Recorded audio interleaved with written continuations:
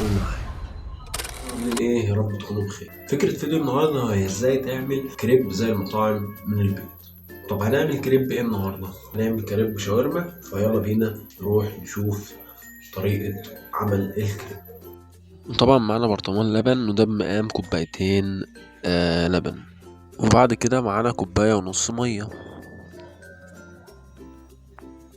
وطبعا هنا انا كنت حطيت الحاجة بس ما كنتش صورتهم، ويلا بينا نخش في اللي بعده. وطبعا معانا اول حاجة دلوقتي طرف معلقة فانيليا برتقال.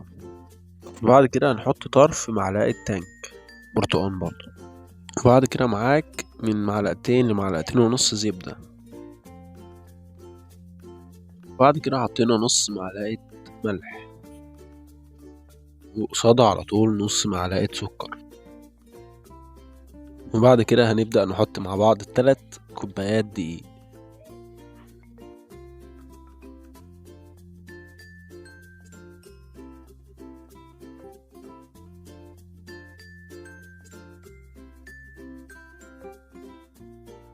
بعد كده هتحط شوية بيكنج باودر على الدقيق. كده يا معلم تبدأ تضرب اللي انت عملته ده كله.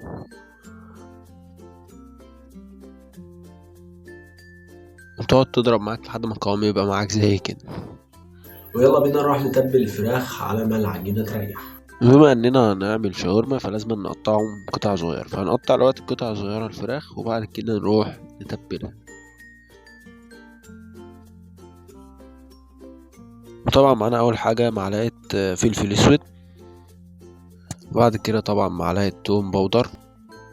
وبعد كده معلقة بصل باودر، معلقة جنزبيل.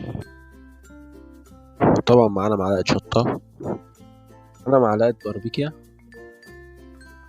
بعد كده معانا معلقة صلصة كبيرة. بعد كده معانا علبة زبادي. طبعا دلوقتي بقى نخش على مرحلة التقليب.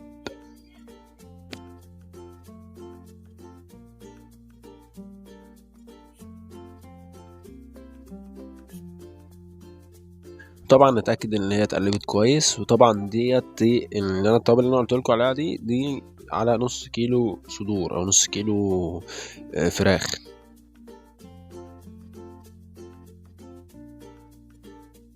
وبعد كده بقى نغطيها يا باشا ونحطها في التلاجة لمدة ساعتين. بعد ما حطيناها في التلاجة يلا بينا نروح نجهز العجنة بتاعت الكريب. دلوقتي هبدأ أعاير بالكوباية عشان أوديها في طاسة ونرول.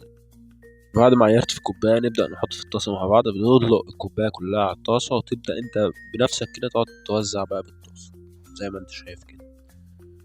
تفضل توزع بقى على الأماكن الفاضية لحد ما تملاها كلها. بعد كده تقوم حاططها على النار. طبعا لو في فراغات زي دي تقوم تحط عليها وتحطها على النار. طبعا زي ما انت شايف كده اهوت الضروب بدأت تتعمل، بس هتطلع معاك سهولة زي ما انت شايف كده. بس وده بالنسبة لرول العجين. بعد ما خلصنا رول العجينة طبعا الفراخ هتلاقيها تبلت وبقت حلوة، فيلا بينا نروح نعمل. طبعا هنا زودنا مية عشان الفراخ تستوي بقى وما تكونش ناشفة يعني معانا. طبعا كده استوت اهيت، يلا بينا نرفعها بقى. طبعا دلوقتي بعد ما عملنا الشاورما يلا بينا نروح نعمل حشو الكريب مع بعضنا. يلا بينا يلا بينا. طبعا اول حاجه هنعملها نحط حتتين زبده صغيرين ونبدا ان احنا نوزعها على الطاسه كلها، بحيث ان انت لما تحط الكريبايه اللقمه ما تتحرقش معاك زي ما انتم شايفين دلوقتي كده. وبعد ما عملنا بالفرشه الزبده نبدا نفرش مع بعض اللقم زي ما انتم شايفين كده، واحده كده وواحده العكس زي ما انتم شايفين. طبعا اول حاجه بنحط الجبنه الموتزاريلا مع بعض زي ما انتم شايفين. وطبعا نفس الكلام في اللقمه التانية جبنه موتزاريلا برضو. وبعد الجبنه الموتزاريلا نبدا مع بعض نحط شويه جبنه رومي مبشوره بقى ومتقطعه على حسب زي ما انت عاوز. تبدا تحطها على الجنب ده وعلى الجنب ده.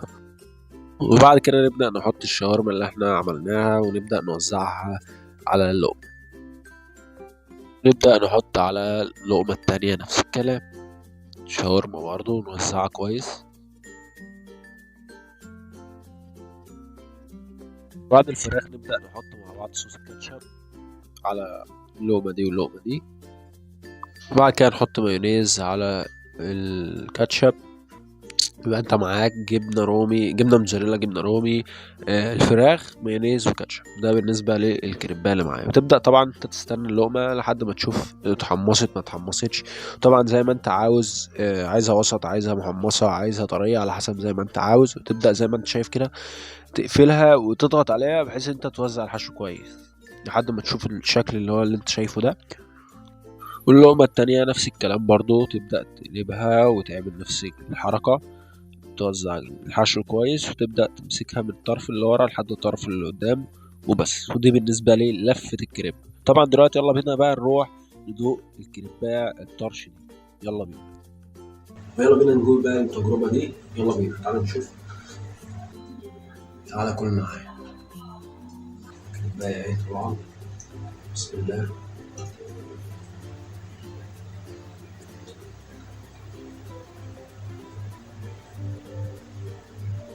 جربوها مش هتندموا. يلا بينا في الفيديو. انا مش شايف الحوار ده ايه. يلا يا باشا. وطبعا دي كانت تجربة النهاردة، يا رب تكون عجبتكم. هي حلوة جميلة، هي يعتبر زي المطاعم وبإمكانيات صغيرة وخفيفة على قد الحاجات اللي عندك، يعني تقدر تعملها من البيت. حاجات زي المطاعم، أنا واحد كذا اشتغلت في مطاعم وعارف إن هي بتطلع بالشكل ده. فاللي أنت تعملها في البيت فهي لا حلوة، جربها ومش هتندم. وأتمنى تكون عجبتكم النهاردة. طبعا دي فكرة النهاردة، طبعا الأفكار الجاية هتبقى أحسن وأحسن. احنا لسه في البداية، أتمنى دعمكم. طبعا لو عندك اي حاجه عايز تعملها اكتبها لي، اي وصفه، اي ترند، اي حاجه محتاج ان انا اعملها اكتبها لي تحت في الكومنتات، وانا ان شاء الله باذن الله هعملها. اتمنى تكون فكره النهارده عجبتكم، واتمنى يكون فيديو النهارده كان حلو وخفيف وبسيط كده. وباذن الله الفيديوهات الجايه هتبقى دمار. ما تنساش تشترك في القناه وتفعل زر الجرس عشان يوصلك كل جديد باذن الله. ونشوفكم الفيديو الجاي. سلام.